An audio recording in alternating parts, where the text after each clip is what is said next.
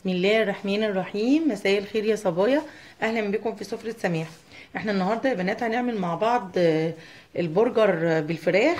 برجر الفراخ مش مكلف عشان الفراخ عندنا ارخص من اللحمه، فمش هيبقى مكلف عليكي قوي. هينفعك طبعا في المدارس وفي العشاء للولاد وكمان في النوادي وخروجنا ورحلاتنا. حلو جدا. احنا هنحتاج ايه البرجر الفراخ؟ نص كيلو بانيه ونص كيلو وراك مخليه.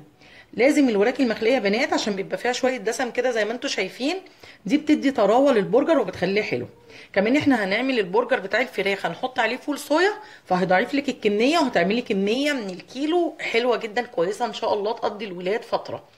طيب هنحتاج كوبايتين او مجين من بتوع الشاي دول فول صويا، هننقعهم برضو في كوبايتين ميه وبعد كده 3 4 ساعات وبعد كده هنصفيهم خالص من الميه.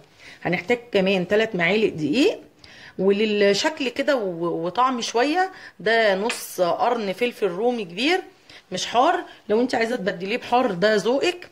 ملح، والتوابل اللي معانا معلقتين كبار بصل بودره، ودول علشان خاطر احنا مش هنحط بصل فريش. معلقه صغيره بابريكا، معلقه ونص كبير توم بودره، معلقه صغيره زنجبيل، معلقه صغيره قرفه، معلقه صغيره زعتر. وكمان اللي في النص ده يا بنات مكعب مرق دجاج انا فرماه كده عشان هو ده اللي هيدينا التيست اللي هيحسسنا ان دي برجر جاهز مش اللي انت عاملاه في البيت. هحتاج كمان فورمه كده علشان خاطر نعمل بيها شكل للبرجر. ودي غطا علبه توابل عندي، اي غطا عندك بتاع علبه توابل او اي برطمان ممكن تستخدميه ان هو يبقى الفورمه. طيب احنا كمان هنحتاج الورق ده عشان خاطر نعمله كده زي بره، كل واحده تبقى على حده عشان ما يلزقش ببعضه في الفريزر.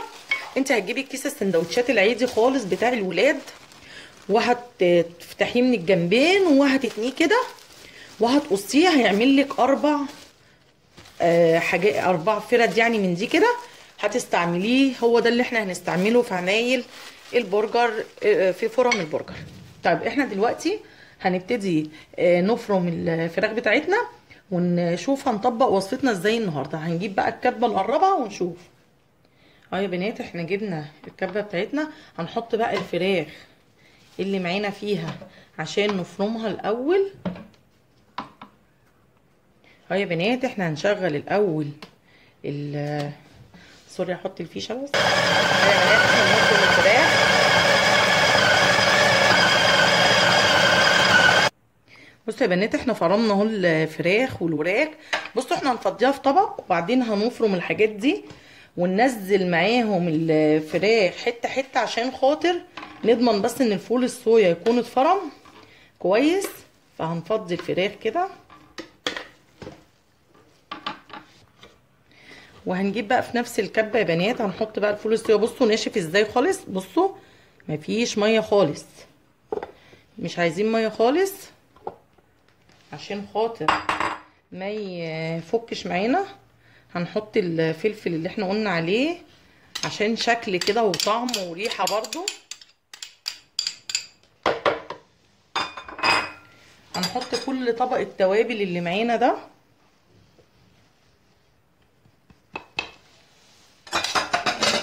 هنحط ملح طبعا،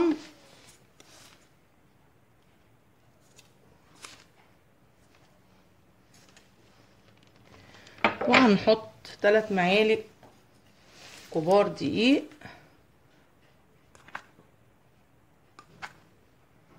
بس كده. وهنضرب كل الكلام ده مع بعض في الكبه. هنضرب بقى الحاجات دي يا بنات كلها.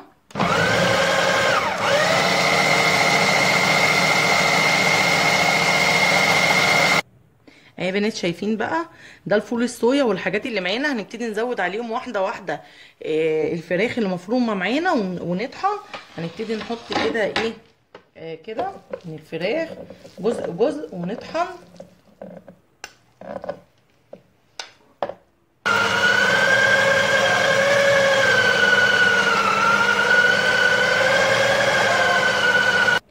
يا بنات شايفين اتفرم كله اهو وعمل لنا كميه ما شاء الله قد ايه حلوه جدا. احنا دلوقتي هنبتدي نعمل الفرن بتاعتنا كده هتجيبي الفورمه، هتجيبي الورقه اللي انا قلت لك ازاي نعملها بالكيس بتاع السندوتشات. هتاخدي كده من الفراخ. بصوا الفول الصويا لما اتفرم مش باين خالص خالص. وهنبتدي نعمل كده، تفرديها في الفورمه كده. حطي بقى، طبقي كده، دوسي، والناحيه دي شايفين انا بعمل ايه اهي عشان نديها الشكل. ومن الناحيه دي كمان كده وكده. اعمليها بقى ايه يعني، عايزاها رفيعه عايزاها تخينه، دي بقى حريه بتاعتك انتي. اهي بنات اهي، بصوا هتبقى بالشكل ده. شايفين حلوه جدا على فكره يعني. تعملي كده واحده كمان، حطها كده. هناخد من اهي، وبعد ما هنعملهم نعمل واحده كمان يا بنات. وبعد ما نخلصهم كلهم هنحطهم في الفريزر. ويا بنات البرجر بعد ما عملناه في الفرن، بصوا ما شاء الله عمل لنا كميه حلوه جدا.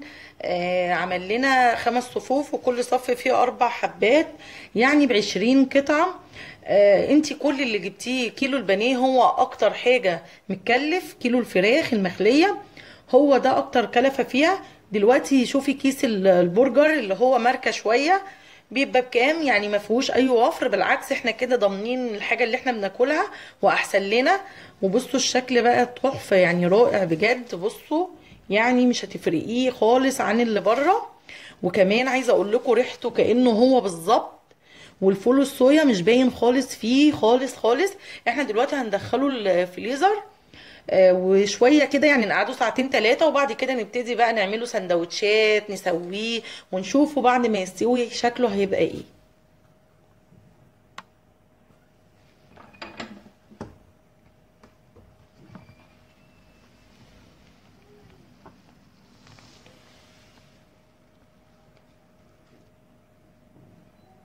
يا بنات البرجر بعد ما خرج من الفريزر، طبعا احنا حطيناه يوم بحاله في الفريزر علشان خاطر الحاجه ترتاح وتبقى كويسه. انت تعمليه قبلها بيوم، قبل ما تستخدميه بيوم. وطبعا هو كده انت ممكن تفرزنيه عادي خالص. شوفوا الشكل هيبقى زي البرجر اللي بره على طول.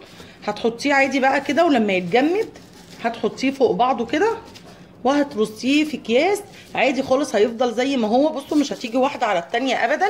بس انتوا اول يوم تحطوه في الفريزر حطوه مفروض كده عشان ما يلزقش في بعضه. احنا هنسويه ازاي يا بنات؟ انا هسويه في الفرن. انا ايه اللي يخليني اقف على الطاسه وكل شويه افضل ايه اقلب واسوي؟ لا. وبعدين ده فيه لحوم، يعني عايز تسويه كويسه. اللي بره ده يا بنات بيبقى فول صويا بس، ما بيبقاش فيه لحوم، علشان كده بيستوي معانا في ثانيه على النار. اضمن واحسن اللي انت تعمليه في البيت ان انت تسويه في الفرن. احنا هنعمل ايه؟ هنجيب صينيه كده كبيره، هندهنها زيت، دهنه كده بسيطه خالص زيت. طبعا مشغلين الفرن بتاعنا، الفرن يكون حامي يا بنات علشان خاطر الحاجه تستوي صح. اللحوم بالذات ما تحبش تخش، او اي حاجه فيها لحوم ما تخشش على نار هاديه، لازم تخش على نار حاميه. وهنفك البرجر معانا كده وهنرصه في الصينيه. بصوا حاجه سهله جدا. بصوا اهو بتفك معاكي بمنتهى السهوله. كل حاجه احنا عملناها في البيت، حتى الورق ده احنا عملناه في البيت ما جبناهوش من بره ولا حاجه.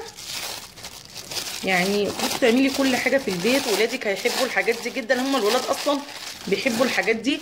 انت اصلا لو ما عملتهاش قدامهم كمان هم مش هيعرفوا ان انت اللي عاملاها في البيت، ويفتكروكي ان انت جبتها لهم من بره. بصوا شكلها زي البرجر بالظبط اللي احنا بنشتريه. اتمنى ان انتوا تجربوها وتعجبكم. انا هرص بقيه الكميه يا بنات وهوريكم هنعمل ايه؟ هي يا بنات اول صينيه رصيناها، هنجيب بقى فرشه فيها زيت تاني وندهن وشها كده. بصوا حاجه سهله جدا، بس انت حطيها مجمده، بلاش تحطيها لما تفك علشان خاطر ما تتكسرش منك او اي حاجه.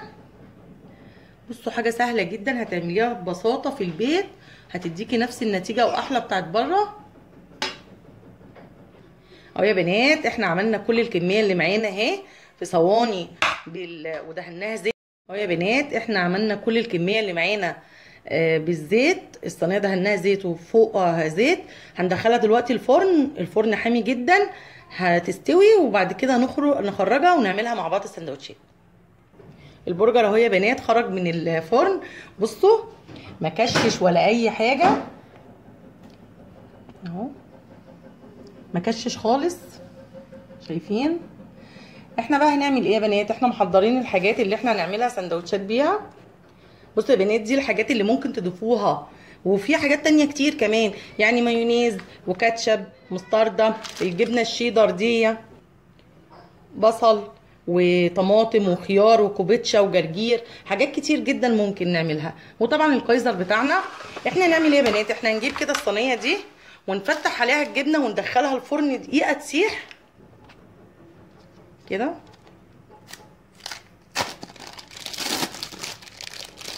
حطوا على كل واحدة واحدة كده. اهو يا بنات هندخله الفرن بقى دقيقة واحدة بس. اهي يا بنات الجبنة ساحت على البرجر. هنعمل ايه بقى؟ هنجيب بقى نعمل، حطي كاتشب، حطي مايونيز، هنحط طبعا برجر. نجيبي كده حاجة نحط البرجر، نحط خيار، حلقة بصل كده، يعني الحاجات دي بقى انتي وذوقك فيها. طماطمايه كده كده. نعمل واحدة تانية، حطي مايونيز،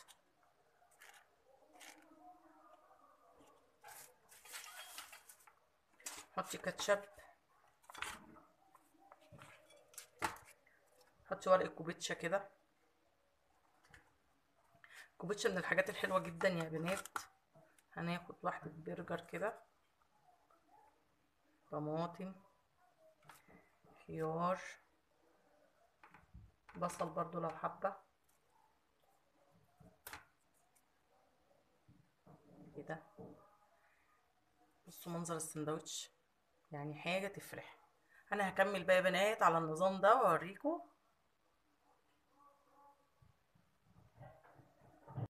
بنات البرجر وسندوتشات البرجر بعد ما خلصت، يعني انا عايزه اقول لك ان السندوتش ده عامله انتي بايدك ما يتقدرش بتمن، يعني حاجه حلوه جدا جميله للولاد.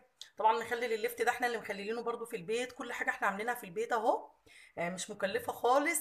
بصوا تفاصيل السندوتشات حلوه جدا، يعني انتي هتجيبي احلى من كده او هتعملي احلى من كده في البيت. ايه شايفين؟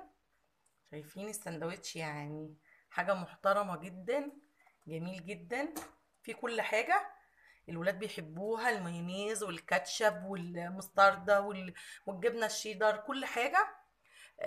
دي كانت وصفتي للبرجر الفراخ النهاردة، يا رب تكون عجبتكم. ولو عجبتكم يا ريت تعملوا لي لايك وشير واشتراك في القناة.